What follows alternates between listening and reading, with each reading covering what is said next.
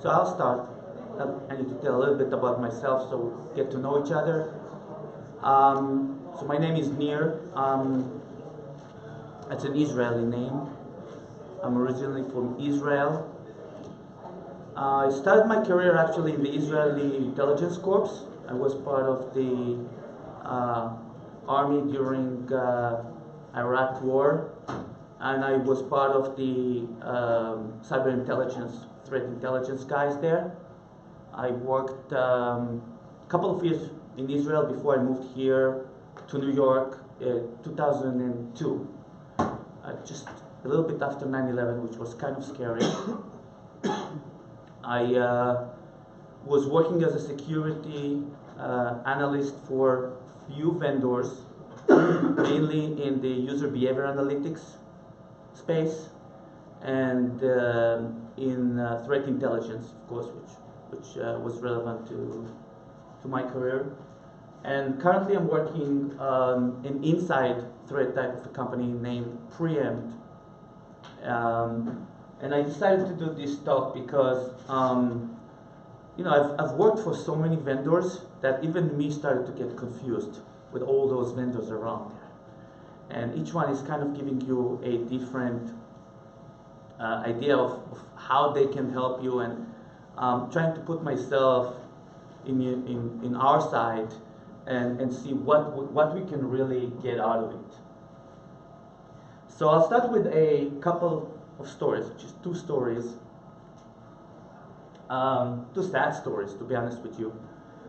This guy, Victor Olivier, this guy was actually assassinated by a criminal in Canada, Toronto, Canada, back in 2015. He used to work in the Toronto Canadian Police Department, and he just went out of a restaurant and got shot, which is crazy. And so investigation started, and the investigation was actually leading to that woman, Erin Maranan. She was a contractor that worked in the Toronto Police Department. And the reason they got a hold of her is that they figured out she was running queries in the database about this guy just 2 weeks before he was murdered. So she was working for the Toronto Police Department, and she was running searches. And those searches eventually led up to his murder. But why? Why would she do that? Well, it looks like she had other searches for other people, and any person that ended up being part of her search was either dead or injured in a couple of weeks. And you won't believe what was the reason. The guy that murdered this police guy got a traffic ticket, and she helped identify who was the police officer that gave him the ticket, and that's what they came back. So that's kind of a crazy story about internal threat. It took 16 months to actually find out this. That kind of talks about the time that internal threat, just like external threat, can reside without being detected within your network. And obviously, the threat is there. Anyone knows this guy? Alexander Litvinenko is a Russian, used to work in the KGB. And the story of this guy is eventually he accused the KGB of fabricating a story about terrorist attack in order to support Putin, and he was very vocal about it. He wrote some articles, and eventually he was immigrating to the UK, where he continuously criticized Putin and his government. One day, his former co-workers met him in a restaurant. They gave him something to drink. And a couple of days after that, he started to feel very bad, and eventually it was uncovered that he got poisoned by Russia because of his activities. We all know this guy. And we know, as a threat intelligence engineer, we know that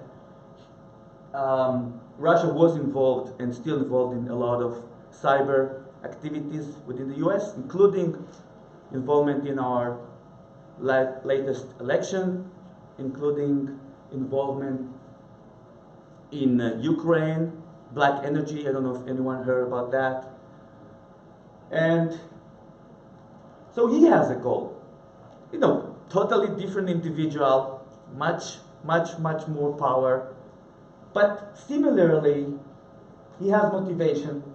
He wants to stay in power, and he is a threat, external threat. And what I'm trying to say here with those two stories is there is some commonality when you look at threat. When you look at threat, eventually it ends up linked to an individual. Whether this is a hacker, an inside employee, or a leader, there's some kind of a motivation or intent. There's some kind of capabilities. It could be a malware. It could be the ability to access into a database. And there's some kind of an opportunity. And although there's a big differences between them, they are all threat.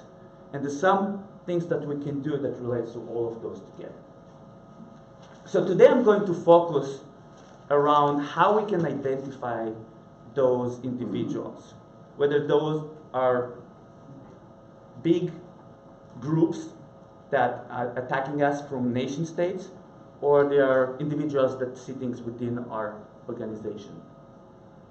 And in order to do that, we'll focus in identity. We'll look at the things that can help us track those indicators along the way, and indicators that relates to eventually specific individual. So there's indicators of compromise that relates to endpoints, there's IP addresses, URLs, domain files, all kinds of things. But today I'm going to speak more around the indicators that are associated with a specific individual. And so from an attack perspective, I'm going to talk about the password, the privilege escalations, and lateral movement. All of them really depends eventually on getting an access into a specific individual, maybe impersonating individual, maybe by accident doing some activities within the organization. And then we'll look at some of the vendor turmoil on all the solutions that people are telling us that can help us. And we'll question whether they're really, really helpful or not. And if they are, what's their weaknesses? And is there any better way we can go around it? That makes sense? Sounds good? Great. So, even I am an individual, and I am biased, and I'm not perfect, and I make mistakes. So, everything said here, take it with a grain of salt. Love to hear your opinion. And this is my Twitter handle if you want to follow me. So, I'm sure everyone is kind of guilty with the way they treat passwords. Anyone here is using his password with the same password in more than one application? I'm raising my hand because even I'm guilty with that, right? Anyone is using their dog name or their college or their date of birth or anything like that within their passwords? I'm not, but you guys are relatively good quality of audience. This is where the real users landscape is. This is where the real problem is. Passwords is easy to be forgotten, is really easy to be shared, and a lot of people don't treat it as it's supposed to be treated. So let me show you here. Just I don't know if you guys saw that, but that's kind of a cool clip that I wanted to share with you. What is one of your online passwords currently? It is my dog's name and the year I graduated from high school. Oh, what kind of dog do you have? I have a Chihuahua Papillon. And what's his name? Jameson. Jameson.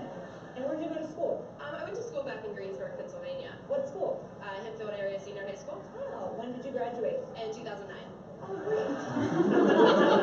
My cat's name and then just like a random one. Okay. So you had this cat for a while? Yeah, she's my childhood pet. Aw. And what's her name? Her name is Jolie. Jolie. So like a password of yours would be Jolie and then a number. Yeah. Like number 1? Like my birthday. Oh, when is your birthday? June 12th. Nice. What year were you born? 95. Oh, great. So Jolie, 6, 12, 95. Yes. Got it. Do you need to give my password right now? No, I cannot do that. But we all want to know what it is so we can tell you if it's strong or not. Oh my goodness. Let me think. Okay, one is Tel Aviv. Yeah. 4, 6, 8, and then Israel. It's only 3, but it's for me it's strong enough. Ireland, 1, 2, 3, 4. Gemma, 1, 2, 3. Spelled G-E-M-M-A. Italian. Oh, beautiful. Yeah, so like What's a good Italian password? my grandma's name, What's your grandma's name? Maria. Maria. So Maria is your password? Oh yeah, now you know my password.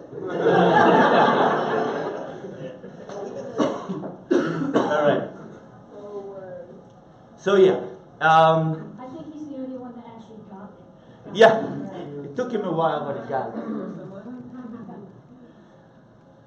But you don't have to be that stupid in order to lose your password. Yes. Can you find that video on YouTube? Is that where you got that from? Yeah. Just Google what is your password. All It's from right. Jimmy That Kimmel. is funny. Yeah. It's hilarious.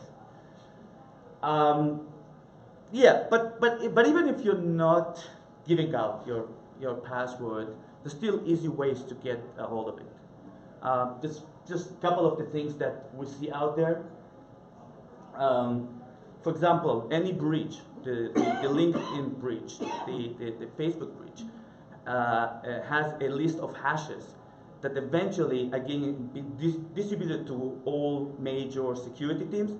And if you are a hacker, you probably also get a hold of it and you can use it against teams. So you can basically social engineer, understand where the users within LinkedIn is, and then use their password within the network. And most likely there's another place that they use the same password. Excuse me. Other things are dictionary attacks, right? People tend to write passwords that make sense so they can remember them. And so that reduced dramatically the specific possible options of you to test or run a brute force again the password. You're just using dictionary words. Other things are things that are really involving more tools. So if someone is getting a hold within Windows, Windows has a vulnerability that allows to dump the hash of the password out of memory. Now that's not the actual password, it's just a hash of it. But still, you can crack this hash and figure out the password relatively fast. So that's a problem, and we all guilty and we all aware of that problem. So there are actually a couple of voices coming out lately that relates to, well, why do we have to use passwords? Let's try to do something else. So the first one is biometrics, right? We all know the iPhone now that allows to authenticate using your face recognition or your fingerprint. It's not perfect, and in some cases, it's still a vulnerability because somewhere inside the software, there is a database that identifies that. So if I steal the database, I can still impersonate myself within another operating system. Other things are just identifying the way you type, how fast you type or how slow you type. The keystroke timing, they call it. It involves some AI, and it's not yet in a level where it can identify one-to-one individuals, but that's another idea.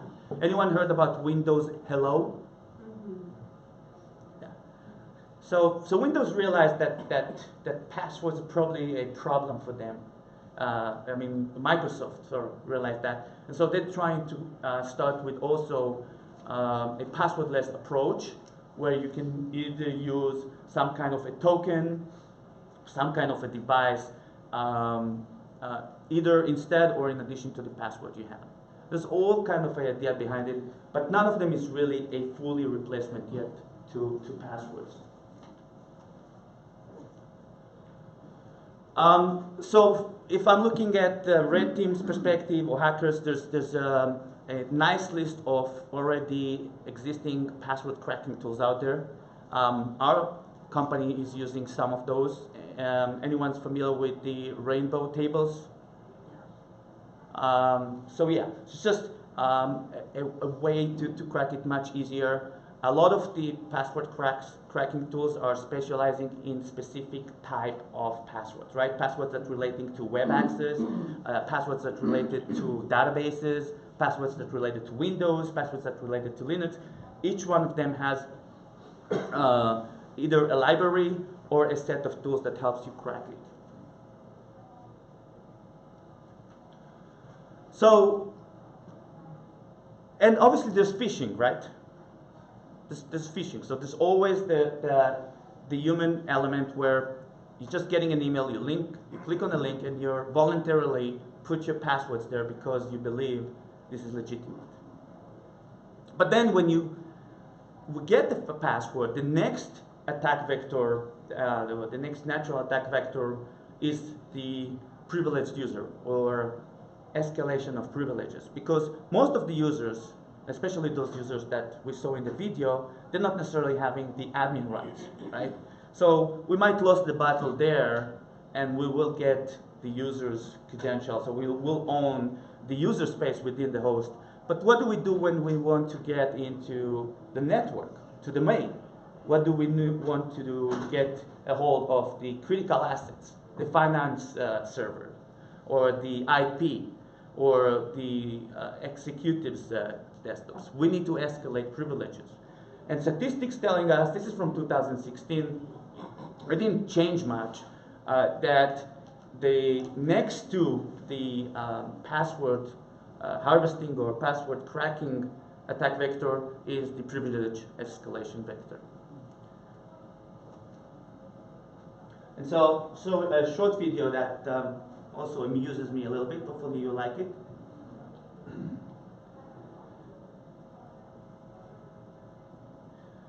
Okay, so this is a simple example of a privilege escalation that allows someone to copy files into someone else's desktop. And so this is a group of students within a farm, a computer farm, and this guy is having a list of files copied to his PC. Now he removes the PC, he removed all the files, and see what the other guy is doing now.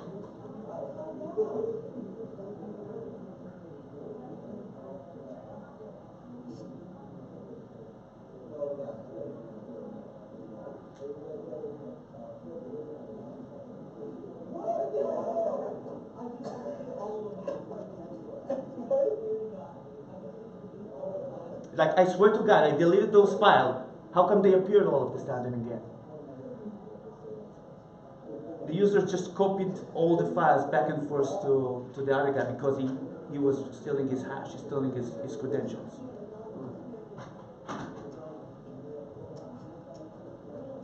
This is on YouTube too, by the way. It gets pretty nice hits there. Oh, he went to his desktop, there's like 10 bajillion shortcuts. Just Google Chrome.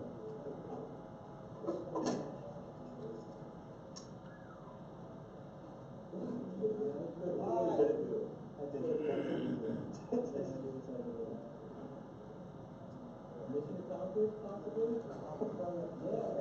Yes.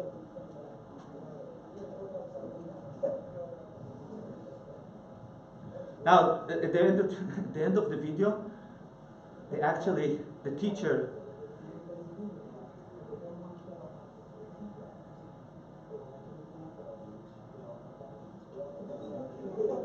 Isn't that weird though that they said if they catch anybody doing that?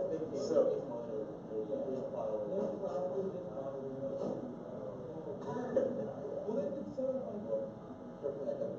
What school was this at? Sorry? What school was that at? I don't know. I'm not sure. It's a good question. But what was the lesson learned there? Well, it was just an exercise. But the point is, there's much stronger things you can do on remote machines while you escalate privileges. So how do you escalate privilege? Well, if we have credentials, a lot of times there are other credentials stored within the machine. So it could be, well, the simplest and stupidest thing would be to have a credentials file in clear text. But even if it's not in clear text, there's a way to dump credentials from memory. There's basically a way to inject DLL. So in Windows, you have the user space, but you also have the kernel space. And the kernel space, or what you guys, if you ever got into task management, it's called system, right? The service that's called system. If you can inject a code within that user space into a process that is under system, you just change your privileges. You just get a higher control on the computer. Now, you're not the user, you are the system. And as a system, because the system needs to communicate back and forth to Active Directory and to other services, you yourself also has the same capabilities. That makes sense? So, injection of DLL, something you can do. Now, if there is a specific sharing directory, let's say you're a user, someone shared a directory to you, you potentially can move the file, just like you saw in the movie here. Those kids were basically copying and pasting files from their host into a desktop of their neighbor. In reality, you can drop a shell into a remote system and start working remotely on that system if you have any shared network.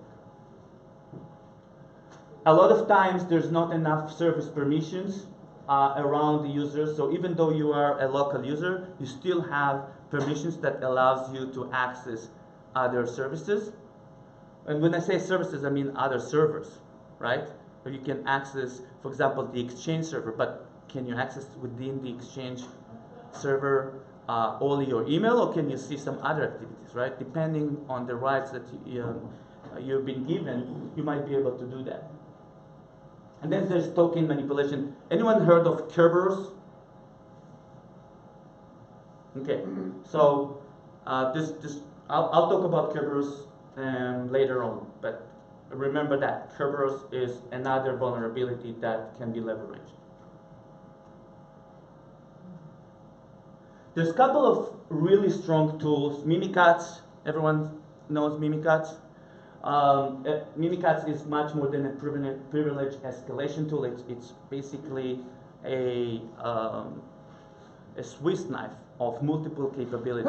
Allows you to start with password harvesting through privilege escalation and lateral movement.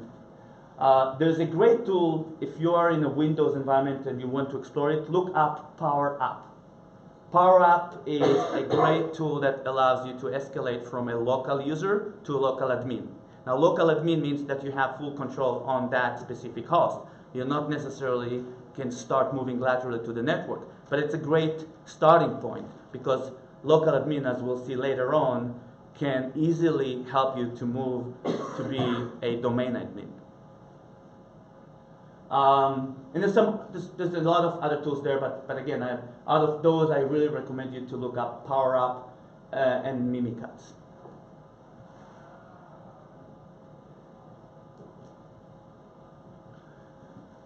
So this is the way it works. In order to us starting moving within the network, we need to start the escalation. If you're a local domain administrator, you have control of that specific host. If you are a domain administrator, you have control of the entire enterprise. You basically own the network. Okay? So that's the king to the kingdom, the keys to the kingdom. That's what you need to get. Now, in order to get that, you can basically look as a local administrator on all the environments and then start to see if there's other machines that either using the same passwords or allow you to access a higher level of user within the domain. So the whole idea is getting your local user to become a higher level of inside your local host, and then from there moving from high level within your host into other machines. So any host within your network, within the Active Directory environment, for example, communicates with a domain controller, right?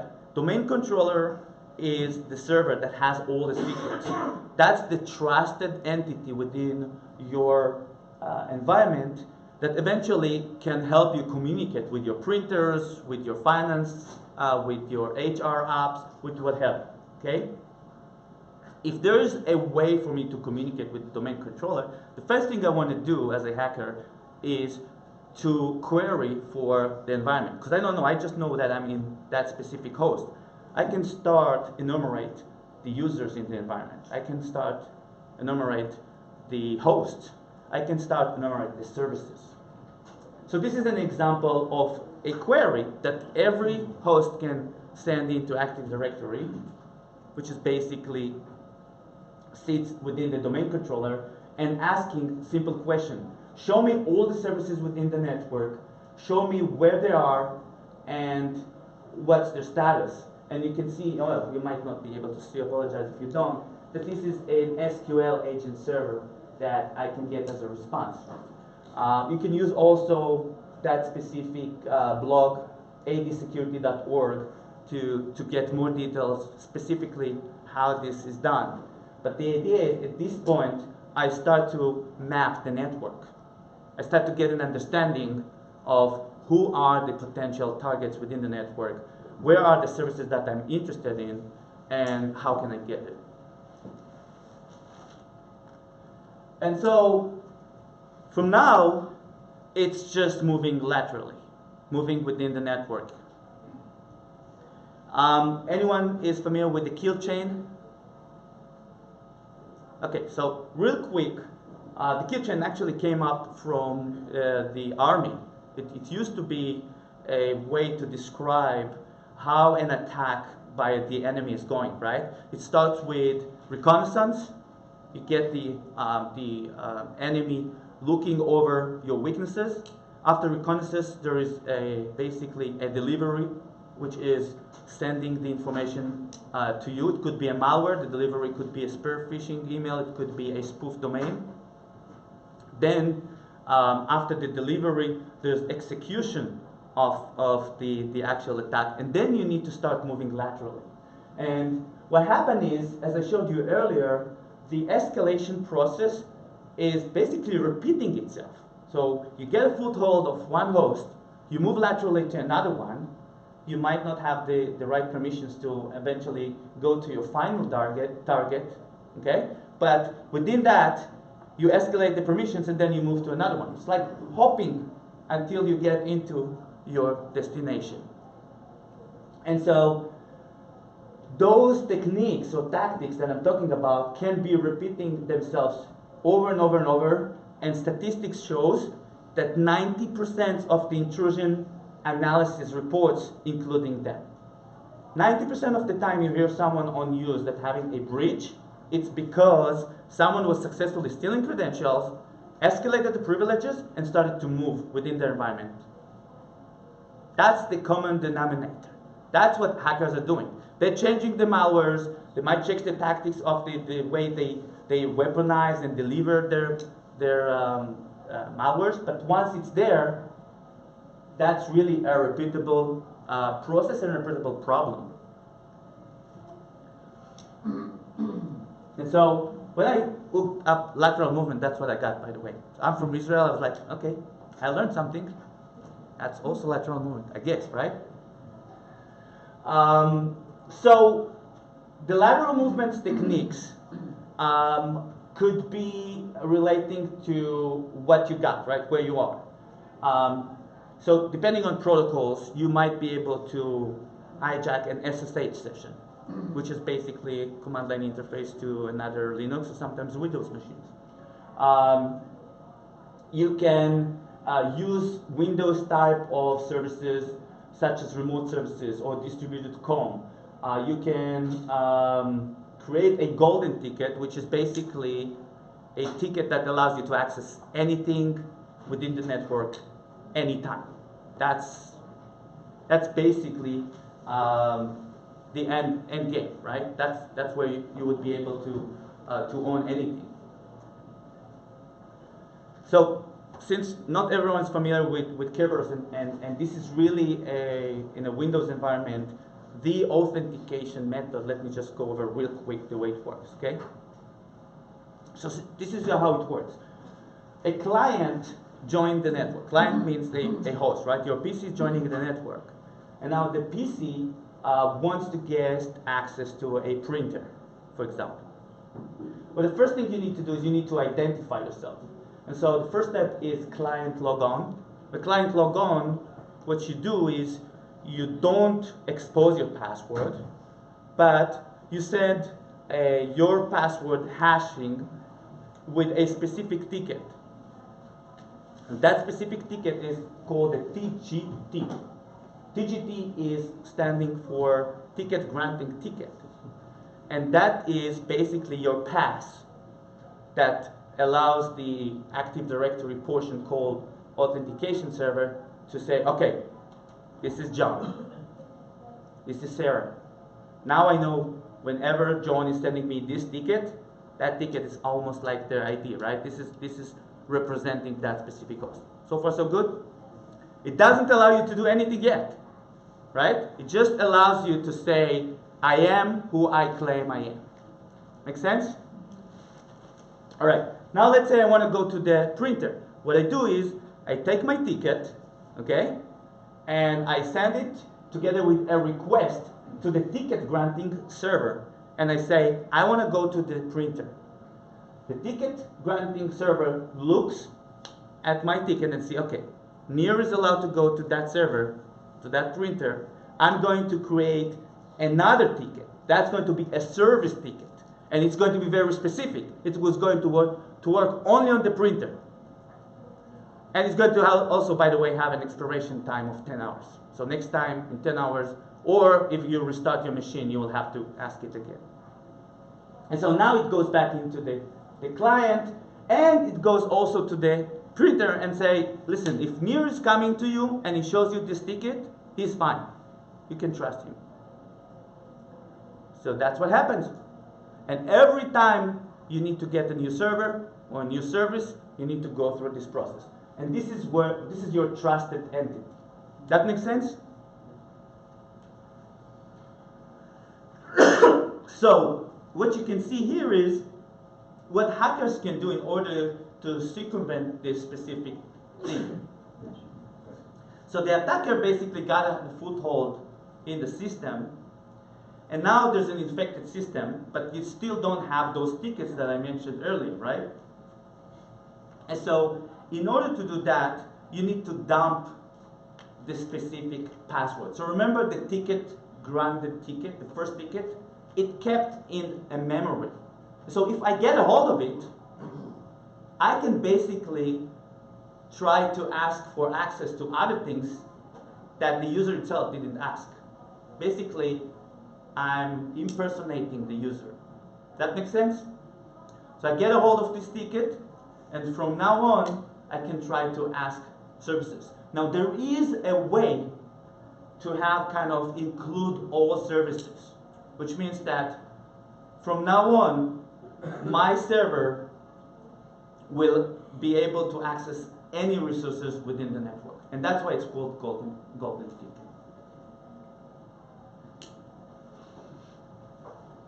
So getting back, let's see how we're doing with time. Getting back into the threat stuff. One of the things we didn't take into account when I told you this thing about threat, intent, capability, opportunity, is that people make mistakes. So that's why I'm saying Well, you might not necessarily have a bad intent, you might just be stupid. Sorry, just made a mistake. That's kind of break a little bit this model of threat, right? An example.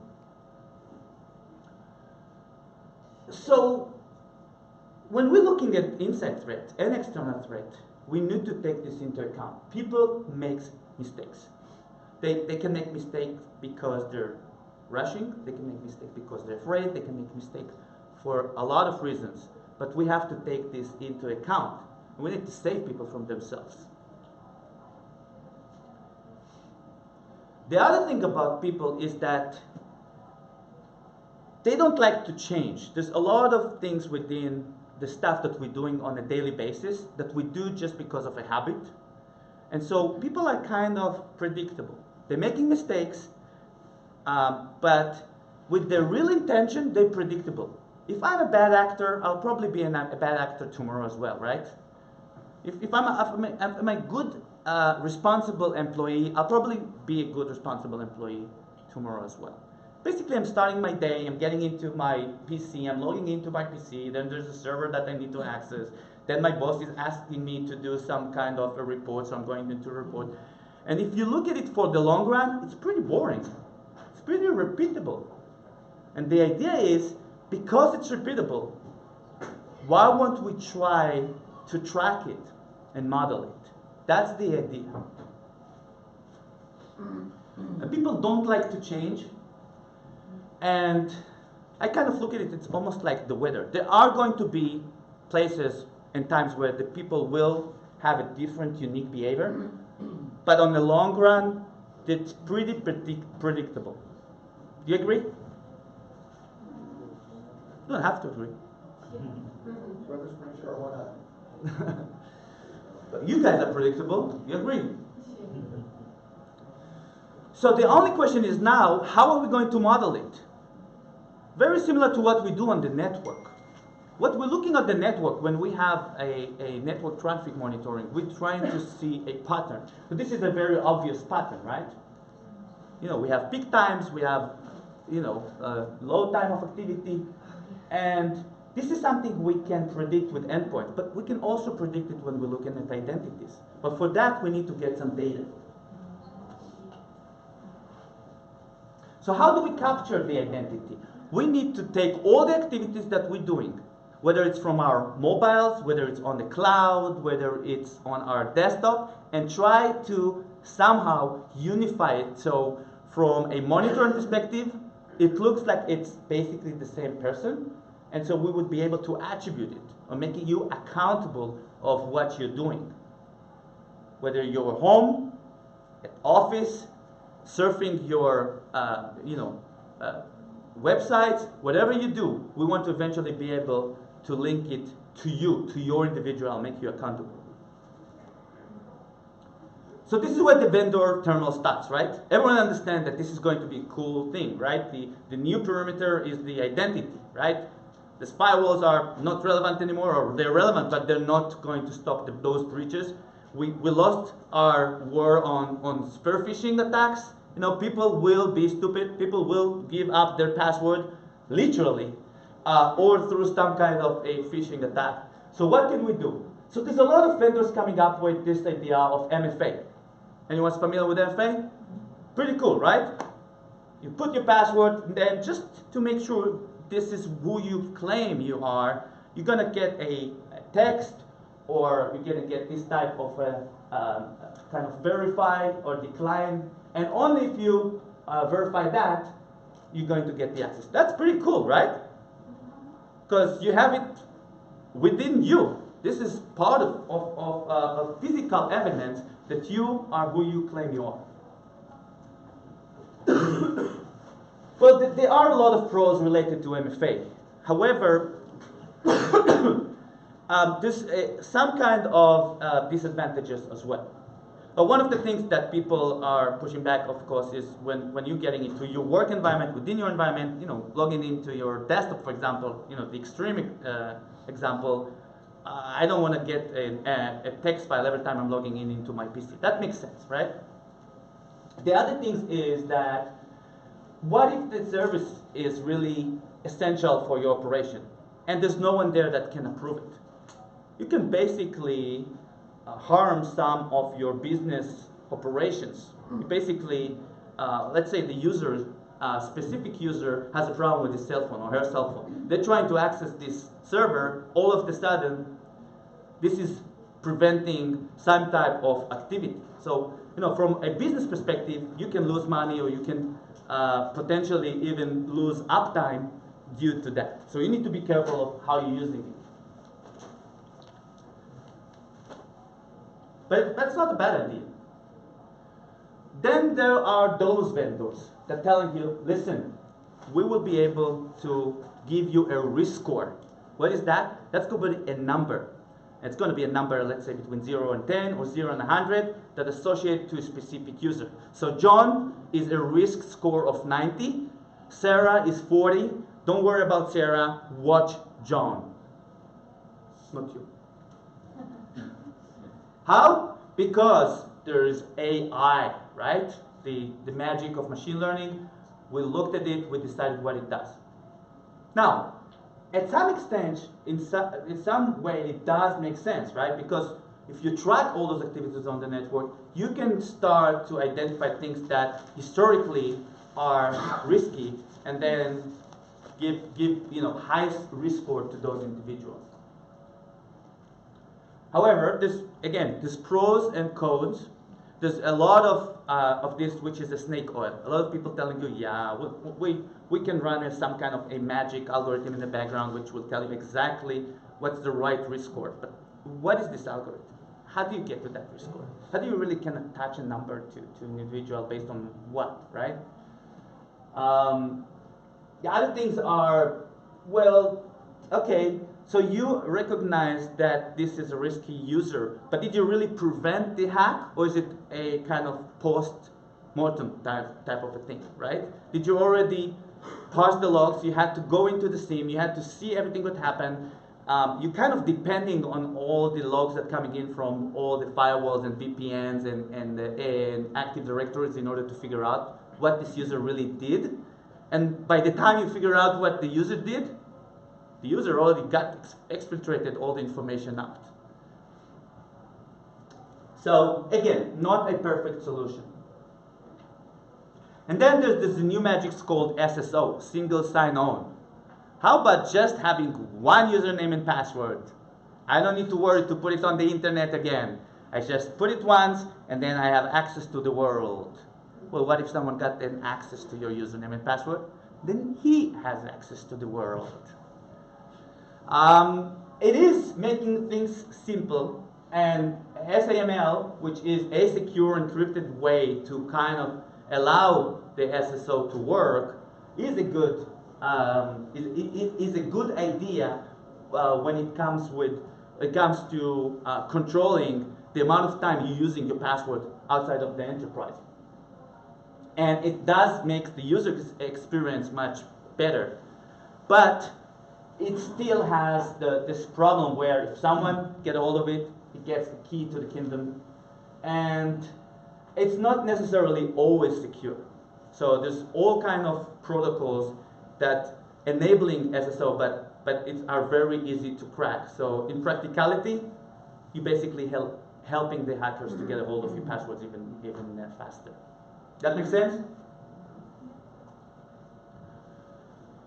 I don't know. I might just skip that one. Well, you know what? I'll show it anyway. It's just a cool thing that. Let's just make it. It's talking about sharing passwords. Think about sharing passwords when you look at it. One of their former secret weapons. Somebody turned my partner in and he turned me in. Dan DeFilippi is a reformed credit card hacker who switched sides. He was caught by the Secret Service and then spent 2 years training agents in the dark art of skimming. So this is the reader that would be inside the gas pump, and so you would just swipe it through and it would read it right here. But how do they get into those pumps? Believe it or not, there's a universal key that opens most gas pump doors. That's a universal key. That's a universal key. It's the same key from Massachusetts all the way to California. And you can buy one online. Some of the newer devices actually use a cell phone network to transmit the data. So a bad guy can nab your credit card numbers without ever risking a return to the pump. How much is my number worth? Anywhere from $5 to maybe $30. So how do we stop guys like Dan from going on shopping sprees with your credit card info? Well, the Arizona Department of Weights and Measures is trying to stop this high-tech heist at its source. Well, we're checking for skimming devices. And it was when they found a skimmer in this pump that they had their bright idea to lay a trap. They pulled out the skimmer and... We inserted one of these little night vision spy cams in the back of the dispenser. Here's the full video from their operation. 2 a.m. and a black SUV pulls into the gas station, picked up on the surveillance camera.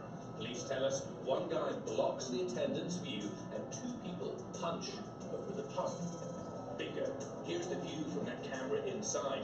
A skimmer gang, police say. Apparently a man and woman team red-handed. What we have here, we have the guy. And I have Mrs. Skimmer. They can't find their skimmer. Start bickering. So it's almost like a husband and wife team arguing about, where's the car keys? The cops are still searching for Mr. and Mrs. Skimmer. All right. So what did we see here? Well, we saw a couple of things. First of all, we saw a gas pump that has a key that matches all the other gas pumps. Can you believe that? When I saw that, I was like, you crazy? That's sharing passwords, isn't it? That's crazy. You're making their life much easier. But the other thing we saw is that if we're smart enough, we can monitor the activity and we can identify who are the guys and what they're doing and how do they behave. So let's take this story from the gas station scam into the cyber world. And we're talking about risk. This is obviously going to increase the risk if we see those type of activities. But if you're looking at the cyber world, what are the indicators that are relevant to cyber as opposed to this, the gas pump? Well, we're going to look at people who's having the keys for those important assets. Who has the keys to the finance? Who has the key to the HR server? Who has the executives access? Who is having the high privilege? Who is having access to the applications that are really, really going to damage the usability or to benefit the adversaries? And then what we do is we're looking at the impact. Okay? Is that stealing credit card going to basically bankrupt you? Yes. Is it going to allow you to just get the spam and get rid of it? Okay.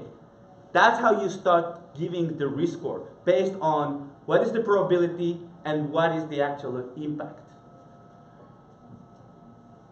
And then, basically, you're trying to adjust your response. Whether it's just alerting, whether it's just alert the user and tell them, listen, you did something wrong, you shouldn't access this server, you shouldn't copy files to this, this is not a file server, you're just wasting our resources, or you're going to legal.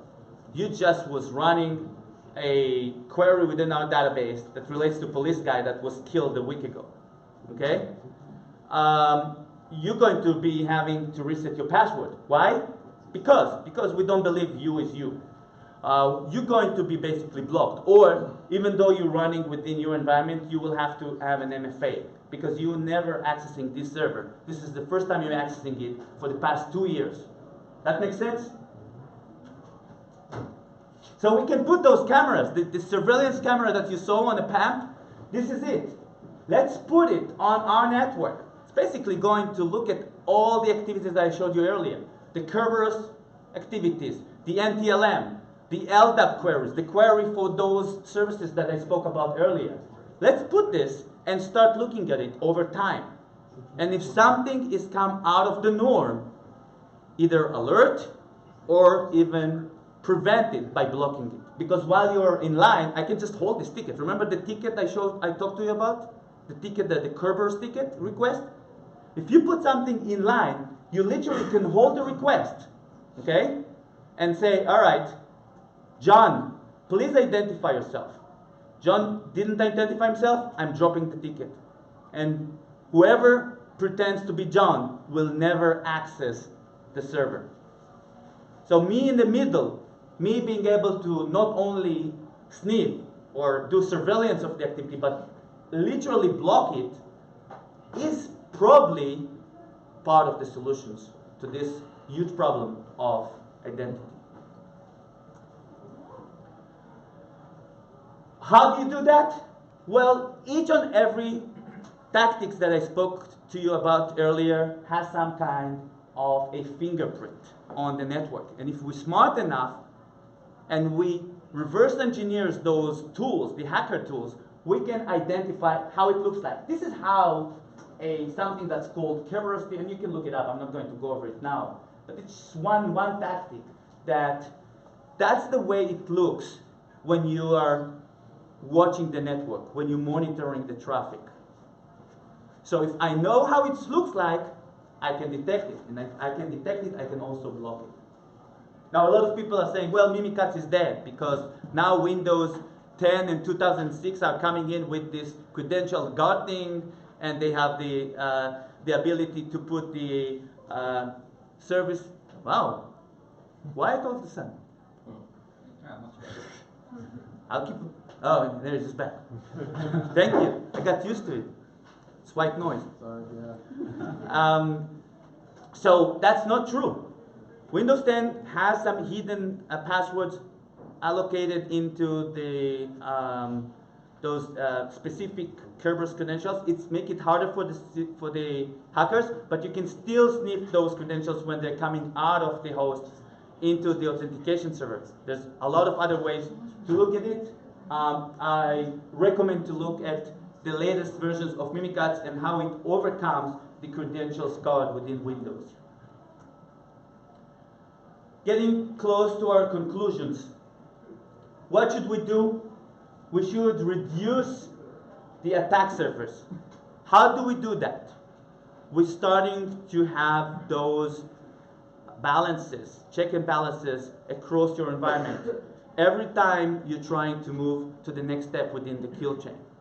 If someone is trying to elevate their privileges, they need to be double checked. Someone's trying to move into one computer from another computer, he needs to be double checked. All of those suspicious steps are not going to be happening before some kind of an audit, detection, and potentially prevention. Microsoft is starting to move that direction as well. So Microsoft is doing a hell good lot of things those days, to be honest with you. I think the whole idea behind Hello is great. I know how fast this is going to evolve. But the idea of Azure being secure, moving into a secure area within the cloud, again, keeping a same identity, whether you're accessing your local Active Directory or your Azure Active Directory, helps to identify who is behind the activities and eventually either identify malicious activity or just an innocent user that's doing something that shouldn't be done. So, lesson learned. I think from a password perspective, we killed that horse or we beaten it to death, right? Definitely need to be careful with your passwords. Make it complicated. Don't use it on multiple places the same password. And honestly, if you can use passwordless, it's probably the best option. From privilege escalation, if you are an IT administrator, you don't want to have local administrations. In most cases, local administrator account should be disabled. There's no really reason for local administrator to work. If you're a user without your network, you can do your work without this privilege enabled at all. Try to demote the information. Over time, if you're monitoring the user's activity, you can see what we call stealth admins. Admins that were never using their username and password probably needs to be demoted, right? There's also admins that are not admins. They're maybe just users, but they have the right to reset the password of an admin. So in practicality, they are administrators, right? So look on all those loopholes. Over time, And just by looking at activities, you can decide whether it's something you can reduce. Go into minimum privilege policy. And yeah, the threat things, right? Don't forget about threats. So, summarizing, I don't think there's a silver bullet. I think each one of those vendors kind of gave us a little bit of a different way to look at the problem, and just end up with one of the quotes that, if anyone knows where is it coming from? Dune, right. All right, thanks for your time.